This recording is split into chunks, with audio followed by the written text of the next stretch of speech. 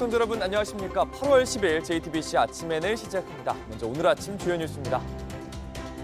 지난 7일 입추를 정점으로 서울 전역에 내려졌던 폭염 중대경보가 해제됐지만 전국적으로는 무더위가 계속되고 있습니다.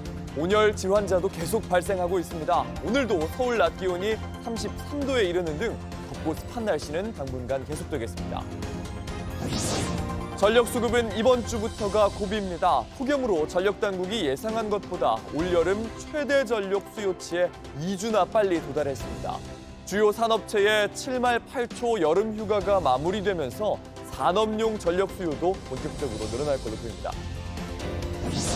어제 강원과 대구, 경북에서 치러진 더불어민주당 순회 경선에서 김민석 후보가 근소한 차이로 정청래 후보를 앞섰습니다. 이제 후보들은 최대 승부처인 호남과 수도권에서 사활을 건 표심 공략에 나설 예정입니다. JTBC가 보도한 대한축구협회의 외국인 심판 성접대 논란과 관련해 일본 축구협회가 진상규명에 들어갔습니다. 당시 경기에 참여했던 일본인 심판 4명을 조사 중이라고 밝혔습니다. 타는 듯한 무더위가 입추를 지나고 한풀 꺾인 듯이 보입니다. 서울 전역에 내려졌던 폭염 중대경보는 해제됐는데 전국에는 무더위가 여전합니다. 지금까지 온열질 환자만 3,200명이 넘었고 오늘 낮 최고 기온도 34도에 이릅니다. 송지혜 기자입니다. 공원을 찾은 시민들이 그늘 아래 휴식을 취합니다. 17일 연속 이어졌던 서울의 열대야는 지난주 토요일 일단 멈췄습니다. 하루 사이에 날씨가 상당히 많이 꺾어진 것 같아요. 어젯밤에 에어컨을 틀고 자다가 한 2시간 있다가 껐어요. 서울 전역에 내려졌던 폭염 중대경보는 지난주 금요일 폭염경보로, 다시 어제 폭염주의보로 내려왔습니다. 극한 폭염 때보다 최고 기온은 낮아졌지만 전국적인 무더위는 계속되고 있습니다. 그제도 서울에서만 온열 질환자가 22명 나왔습니다. 이날까지 전국에서 누적 온열 질환자 수는 3,200명이 넘습니다. 강도는 다소 덜하겠지만 덥고 습한 날씨는 당분간 이어지겠습니다. 동해안을 제외한 전국 대부분 지역에 여전히 폭염특보가 발효된 가운데 당분간 최고 체감 온도가 33도 안팎으로 올라 무덥겠습니다. 오늘도 강원 동해안과 산지, 경상권 일부와 제주에 오전까지 비 내리는 곳이 있겠지만 무더위를 식히지는 못하겠습니다. 낮 최고 기온은 대구와 부산 32도, 서울과 광주 33도, 전주 34도 등 전국이 27도에서 34도의 분포를 보이겠습니다. 서울 최고 기온은 당분간 33도 안팎을 유지할 걸로 보입니다. 밤에도 최저 기온이 25도 이상으로 유지되면서 전국적으로 열대야가 나타나는 곳이 많겠습니다. JTBC 송지혜입니다.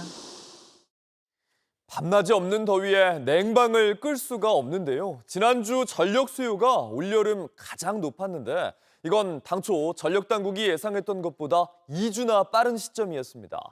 전력 수급은 이번 주 최대 고비를 맞습니다. 흐린 날씨에 태양광 발전량까지 줄어들게 되면 전력 수급 더 걱정입니다. 박소영 기자입니다.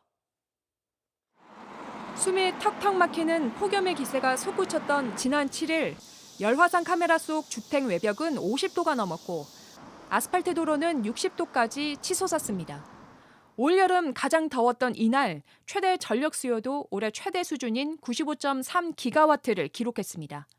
역대 5번째로 큰 규모입니다. 전력 수급이 얼마나 여유로운지를 나타내는 공급 예비율도 8.7%로 떨어졌는데 통상 안정적인 수준인 10%대를 밑돈 건 올 들어 처음이었습니다. 문제는 이번 주부터입니다. 당초 전력당국은 8월 셋째 주 최대 전력 수요가 94.1기가와트를 넘어서며 정점에 이를 것으로 예상했지만 이미 지난주 해당 구간에 들어섰습니다. 여기에 주요 산업체의 7말 8초 여름 휴가가 마무리되면서 산업용 전력 수요도 본격적으로 늘어날 것으로 예상됩니다. 날씨도 변수입니다. 낮 기온 40도에 육박하던 극한 폭염은 한풀 꺾이겠지만 그동안 밤낮 없이 달궈진 축적된 열로 냉방 수요가 커진 상태입니다. 만약 날이 흐려 태양광 발전량까지 줄어들면 전력 수급 부담은 더 커질 수 있습니다. 날이 흐리거나 혹은 태양광 발전이 5시 이후에 출력을 줄일 때 천연가스 발전과 ESS라 불리는 배터리를 충분히 확보할 필요가 있습니다. 전력당국은 비상 예비자원 8.8기가와트를 추가로 확보해 전력 수급에 차질이 없을 것이라고 밝혔습니다. 이런 가운데 정부는 2주 동안 주요 상점가를 중심으로 문을 열고 냉방하는 개문 냉방 자제 등 에너지 절약을 당부할 계획입니다. JTBC의 박수연입니다. 13호 돌핀, 15호 찬홈, 16호 페이로우까지 동북아시아 주변에 3개의 태풍이 한꺼번에 발생했는데 한반도에 직접적인 영향은 없을 걸로 보입니다. 주말에 이어 이번 주 동해상에는 비구름 소식이 있지만 저수지가 말라붙을 정도로 가뭄이 심각한 영남 지역에는 기다리던 비가 오지 않았습니다. 농민들은 차라리 태풍이라도 오면 좋겠다고 말합니다. 윤두열 기자입니다. 하늘엔 구름이 잔뜩 끼었습니다. 평일보다 낮 기온이 5도가량 내려가는 등 더위도 한풀 꺾였습니다. 하지만 기다리던 장대비는 오지 않았습니다. 한 달 넘게 비다운 비가 오지 않았던 경남 밀양엔 0.2mm 비가 내렸습니다. 내가 80인데 아이 나는 이 꼴짜리 오고는 이런 거 처음 봤어. 비 이래 안 오는 거. 저수지는 바닥을 드러냈습니다. 이 저수지의 평년 저수율은 74%, 그러니까 저 두기 안 보일 정도로 물이 가득 차 있어야 하는데 지금은 3.6%, 사실상 다 메말라버린 수준입니다. 경남 지역 농업용수 평균 저수율은 35%로 평년 대비 절반에도 미치지 못하고 있습니다. 특히 밀양은 저수율 25.9%로 농업용수 가뭄 심각 단계에 진입했습니다. 자연이 저수지물을 받아 쓰는 논밭 피해가 큽니다. 벼 이삭이 나지도 않았는데 추수 때처럼 논이 누렇게 변했습니다. 폭염과 가뭄에 볏잎이 불에 타듯 말라버린 겁니다. 예, 지금 당장 비가 와도 피해는 불가피해. 올 추수는 정상적인 거는 추수가 안 됩니다. 온 들녘이 이런 이제 현상이 일어난다고 봐야죠. 비가 안 오면. 농민들은 차라리 태풍이라도 왔으면 하는 마음입니다. 동해 북쪽은 뭐 100미리고 막 풀고 강풍이 불고 비 온다 해서인데 이거 비 앞서서 강풍이 불더라도 비가 한번 오서면 좋겠다. 동민이 참 생각이 그렇다 이 말입니다. 하도 물이 그게가. 한동안 비 소식도 없어 농작물 피해는 더 불어날 전망입니다. JTBC 윤두열입니다. 어제 강원과 대구 경북에서 치러진 더불어민주당 순회 경선에서 김민석 후보가 근소한 차이로 정청래 후보를 앞섰습니다. 김 후보는 누적 득표율 1위를 유지했지만 정 후보와의 차이 2%포인트 이내로 박빙입니다. 오는 15일부터는 호남과 수도권 경선이 남아있어서 언제든지 판세가 뒤집힐 수 있습니다. 빅민경 기자입니다. 김민석 후보가 어제 당대표 선출을 위한 강원 TK 순회 경선 당원 투표에서 정청래, 송영길 후보에 승리했습니다. 득표율은 김 후보가 48.54%, 정 후보 44.4%였습니다. 두 후보 간 차이는 불과 4.01%포인트였습니다. 누적 득표율에선 46.01%를 기록한 김 후보가 44.53%의 정 후보를 2%포인트 이내 격차로 앞서고 있습니다. 그야말로 초박빙입니다. 투표 전 벌어진 두 차례의 연설회에서도 날카로운 신경전이 이어졌습니다. 김민석, 송영길 후보는 화합과 통합을 앞세우며 정청래 후보를 겨냥했습니다. 말실수를 해서 한 지역을 뺏기는 일도 없을 것이고 중앙당이 입장을 못 정해서 한 지역을 놓치는 일도 없을 것입니다. 잘 싸우고 이겼는데 뭐가 문제냐, 그래서 또 하겠다는데 뭐가 문제냐, 이런 식의 마인드로 민주당을 끌고 가서는 다음 서울시장 보궐선거나 총선의 승리가 쉽지가 않습니다, 여러분. 정청래 후보는 자신을 향한 공세를 부각하는 언더독 전략으로 당심에 호소했습니다. 어떤 당원은 제가 입장할 때 정청래가 윤석열이라며 저를 욕합니다. 어머니, 제가 반명입니까? 일단 김 후보가 유리한 고지를 점했지만 진짜 승부처는 다음 주입니다. 오는 15일 호남, 16일 서울 경기에 전체 권리당원의 70% 이상이 몰려있기 때문입니다. 새 지도부는 오는 17일 대전에서 순회 경선을 마무리하며 최종 확정됩니다. JTBC 백민경입니다. 젤렌스키 우크라이나 대통령이 러시아에 파병된 북한군을 언급했습니다. 현대전의 경험을 쌓는 북한에 맞서야 한다면서 한국에 협력을 요청했습니다.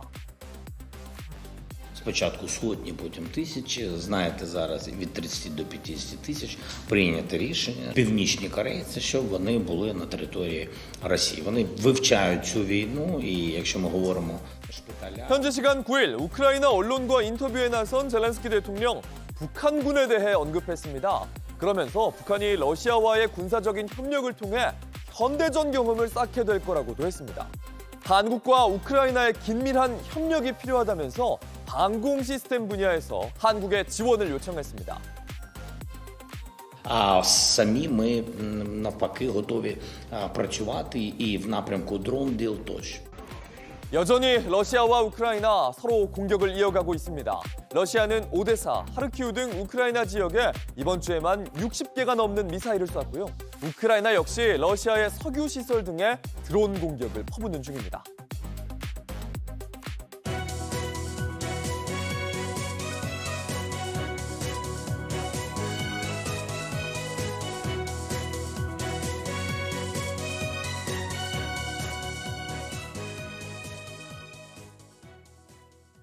대한축구협회가 2011년 외국인 심판 10여 명의 성접대를 했다는 사실 전해드렸습니다.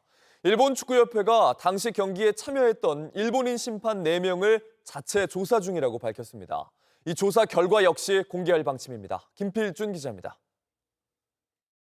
일본 교도통신은 일본 축구협회가 대한축구협회의 심판 성접대 의혹과 관련해 일본인 심판 4명을 조사하고 있다고 보도했습니다.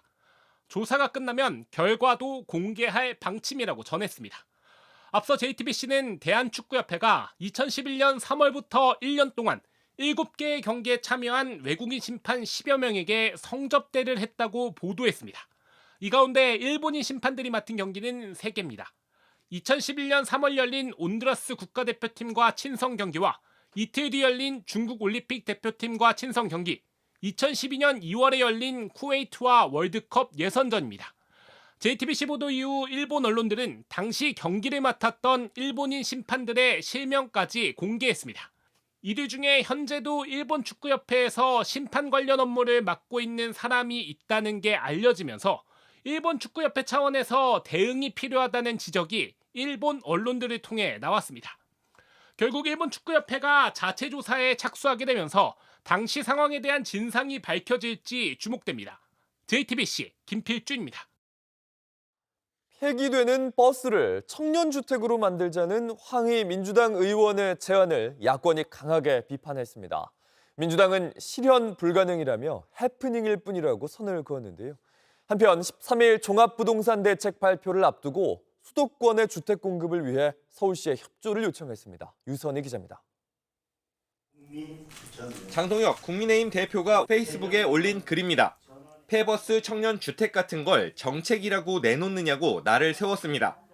황희 민주당 의원의 청년 버스하우스 발언이 결국 정부 여당의 무능 때문이라는 공세에 이어 제대로 된 도심주택 공급 대책을 내놓을 역량이 없으니 결국 버스하우스라는 눈속이면 꼼수 대안으로 청년 세대를 우롱하는 것입니다.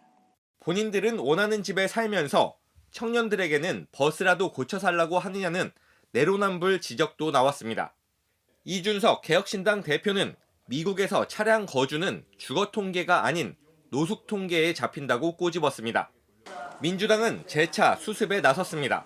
그거는 사실 실현 가능성이 거의 없고 불가능하고 아이디어를 좀 생각해 보자라고 하는 차원에서 그냥 한 것이고 저는 뭐 해프닝이라고 생각하고요. 또 의도와 다르게 청년들에게 상처를 입혀 죄송하다고 고개를 숙였습니다. 그러면서 수도권 대규모 주택 공급을 위해 서울시의 협조가 필요하다고 강조했습니다. 정부는 공급 대책을 포함한 종합부동산 대책을 오는 13일에 발표하는 방안을 유력하게 검토하고 있는데 용산 어린이 정원과 LH 여의도 부지 등 신규 공급, 강남권 그린벨트 일부 해제 등을 놓고 서울시와 마찰을 빚고 있습니다.